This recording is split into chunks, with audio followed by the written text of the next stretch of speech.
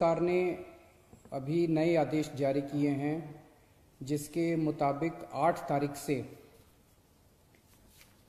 देश भर में रेस्टोरेंट खोले जाएंगे, मॉल्स खोले जाएंगे और धार्मिक स्थान खोले जाएंगे।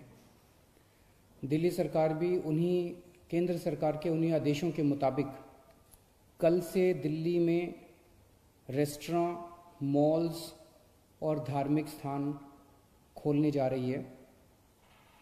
लेकिन जब ये खोले जाएंगे तो वहाँ पे सोशल डिस्टेंसिंग के क्या क्या स्टेप्स उठाने होंगे, मास्क पहनना होगा, जितने भी एहतियात बरतने के लिए केंद्र सरकार की एक्सपर्ट्स ने, केंद्र सरकार ने जो आदेश दिए हैं उन सारे स्टेप्स को दिल्ली सरकार लागू करने जा रही है और वो ऑर्डर अभी थोड़ी देर के बाद लागू हो जाएंगे। लेकिन दिल्ली में होटल्स और बैंकेट हॉल्स को अभी नहीं खोला जा रहा है क्योंकि दिल्ली में बढ़ते हुए कोरोना के केसेस को ध्यान में रखते हुए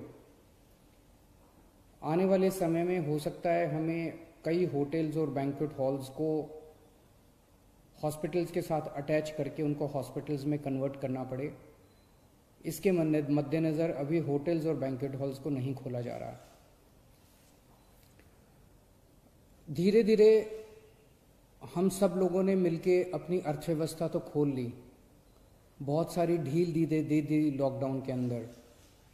लेकिन लॉकडाउन में ढील देने का ये मतलब नहीं है कि कोरोना खत्म हो गया। कोरोना भी बड़ी तेजी से बढ़ रहा है।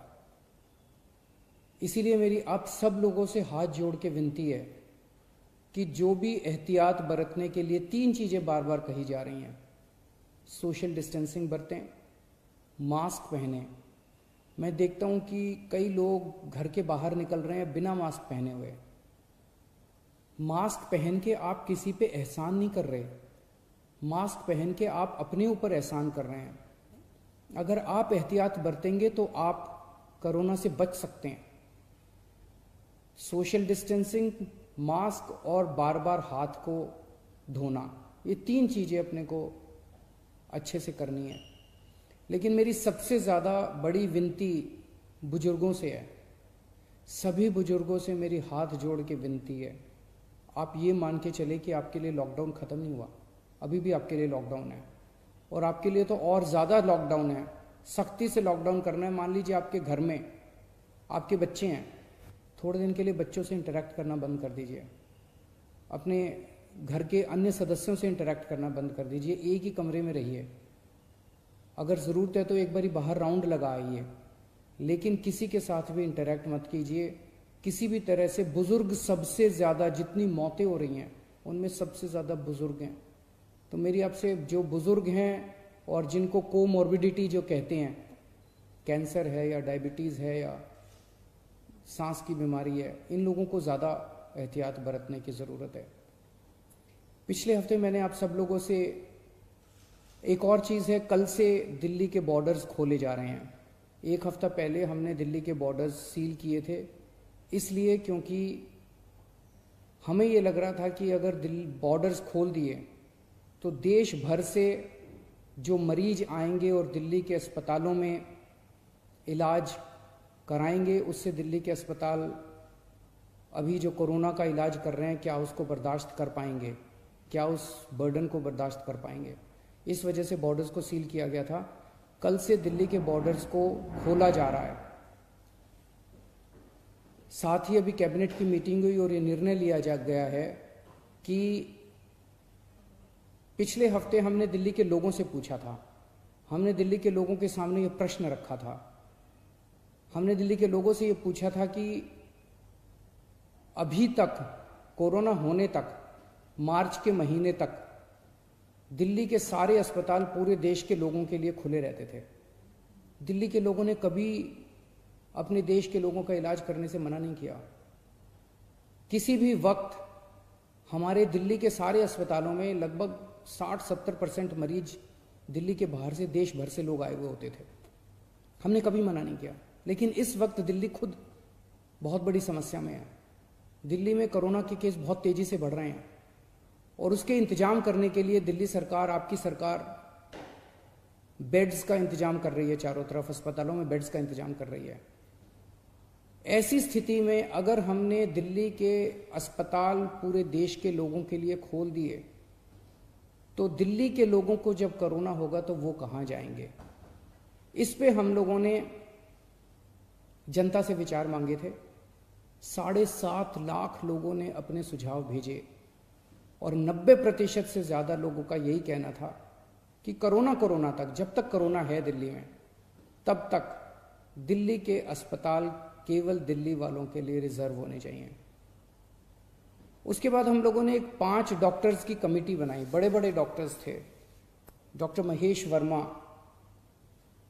वाइस चांसलर हैं आईपी यूनिवर्सिटी के, doctor Sunil Kumar medical director हैं जीटीबी हॉस्पिटल के, डॉक्टर अरुण गुप्ता ये प्रेसिडेंट हैं दिल्ली मेडिकल काउंसिल के, डॉक्टर आर.के. गुप्ता ये एक्स प्रेसिडेंट हैं दिल्ली मेडिकल एसोसिएशन के, डॉक्टर संदीप बुद्धिराजा ये ग्रुप मेडिकल डायरेक्टर हैं मैक्स हेल्थ केयर के। इन 5 लोगों की कमेटी ने विचार विमर्श करके और दिल्ली की जो